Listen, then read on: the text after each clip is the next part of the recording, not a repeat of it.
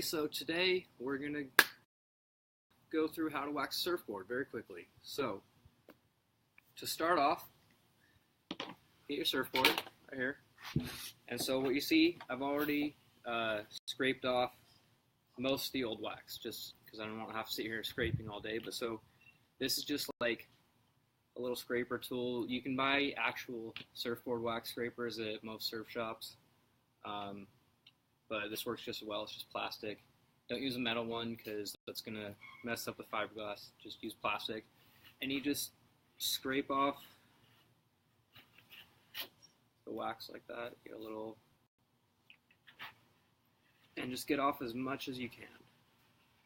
Now, obviously, you don't have to do this if it's your first time waxing your board, but this one's been used a lot, so this is a bunch of old wax. You want to get that off because when you re-wax a board, you want to make sure you start with a fresh, clean surface so that the wax will actually stay and give you that good new feeling to it. So I'm going to scrape all this off.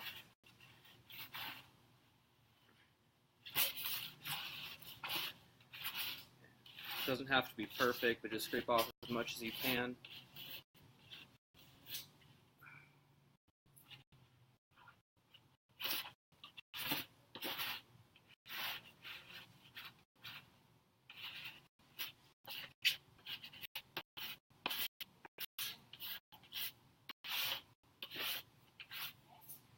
Okay, so that's pretty much done. You can see pretty much a whole clean board. So what we're going to do now, this is all the old wax, you can just throw that away. What we're going to do now is start actually waxing it. So what you do, you start with a base coat, you get base wax. Now, I usually buy sticky bumps. This is just the top coat, but it's going to be in the same type of package. Anytime you go into a surf shop, you're going to see, a bunch of these stacked up, and one of them is going to say base right there where it says cool. It's going to say base. That's this type of base wax, and it's different because it's a lot harder. It doesn't come off your board as easily, but it's not sticky or as sticky like the top coat. Because it's just base, just so you have a little foundation. So you take this, and what you want to do, you can start off going in a straight line, just kind of rubbing across like this, and then try and cover every part of the surface, and then go back over it the other way. You don't have to push too hard, just enough to start seeing that wax getting up on the board. And then, okay, so once you have your little crosshatch go, and then just go in a circle. Just run little circles around here. The smaller the circle, the better of a wax job you're going to have. But, if you're in a hurry, you don't have to do super tiny little circles. But the reason you do these circles, it gets these nice little bumps going on the board, and those bumps are what you want. You don't want just like a flat coat of wax. You want different levels. You want some clumps and then some lower spots and bumps, so it gets like a real grippy surface for your feet. So you can see there.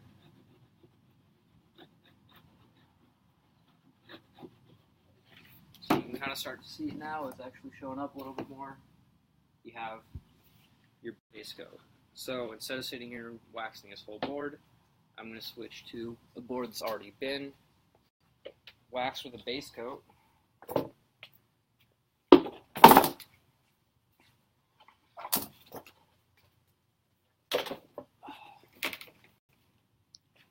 I don't know why all the boards I have are yellow. That's just how it turned out. But you can see, so this one has a whole layer of base coat on it all the way up. And you want to go all the way up the board, to anywhere where your feet would actually be standing. Unless you're doing airs, you're not going to be standing up here on a short board that much. But if you have a long board, just cover the whole board. This, you can just kind of stay down here. If you don't have one of these stomp, a stomp paddle traction pad, then you're going to want to wax all the way down the tail too. And so, okay, this one's been covered with the base coat already. So what you do, take your pack of top coat, open it up, and this one's already been used, but it's going to be a nice little square, without the bottom part. And you just take this, always use the edge, don't use a flat surface. And you're going to take this and just do the same thing you did with the base coat, but you just go little circles. Just do little circles. Do some big circles. You're trying to be quick about it. It's essentially going to do the same thing. If you're trying to be super perfectionist about it, do the small circles you can be, or you can do, like, I'm sure Kelly Slater and all those guys, if they even wax their boards, they might have, professional waxers, I don't know, but they probably just have the tiniest little circles they can get to get a nice, perfect little wax job. Or not, maybe they like bigger gaps in between bumps, I don't know. But so, I'm just going to take this, wax up the whole thing real quick.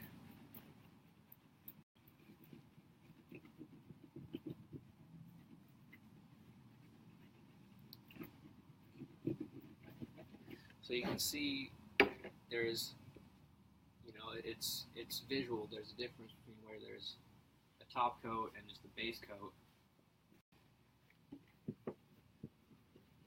So you want to make sure you have this top coat. Don't just put base coat on there. Don't just put the top coat, because using both, that gives you the best grip.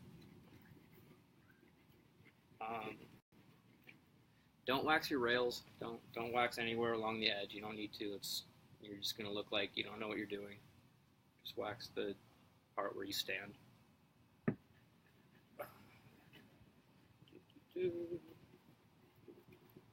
Halfway done.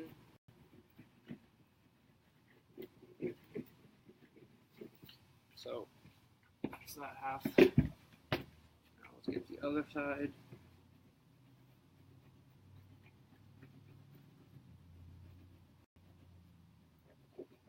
Let's see, some tips for picking what kind of wax you buy, because you're going to go there, and even within the different brands, there's different, basically different temperatures is what the wax is for. So you got to know what kind of wax for what kind of water.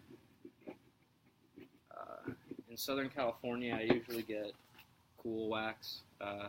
This is for water that's 58 to 68 degrees, which is right around where we're usually at. During the summer, it gets warmer up in the 70s, so you can get some harder wax. That's really just the difference, is the colder the water, the softer the wax, because you're gonna, when it's super cold, you're gonna need it to be a little bit softer so that you actually have more of a grip. When it's hot, if you have softer wax, it's gonna almost melt off and come off the board. You're not gonna want that. But so just look up what the temperature of the water is where you're at, or if you just know it, and then it even says right below the cool, I don't know if you can read that, but below where it says cool, it says 58, 68 degrees Fahrenheit. It also gives it in Celsius, I don't know.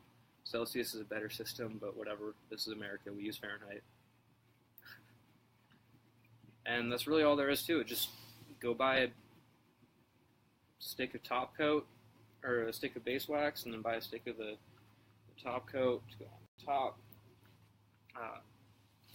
Sticky bumps is kind of like the most common, but it's actually not even my favorite. I like, I think it's called Sex Wax is better. There's a couple other ones that I like better. They're just a little bit more tacky, I don't know. And there's also some more, like, some greener alternatives, some wax that's better for the environment, made with less harmful chemicals and whatnot. Not that, sticky bumps is all that terrible. It's just, it's made with some industrial stuff. Oh, I guess it is a natural plant product. It says on the box right there, so that's good. But yeah, just go buy. It's like $1 too for a brick of wax. So it's gonna run you $2 for top coat and base coat, and then just it's pretty much done.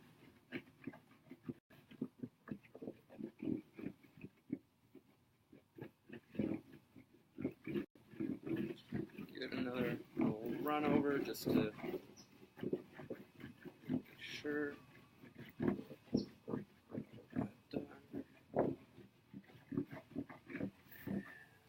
There you go.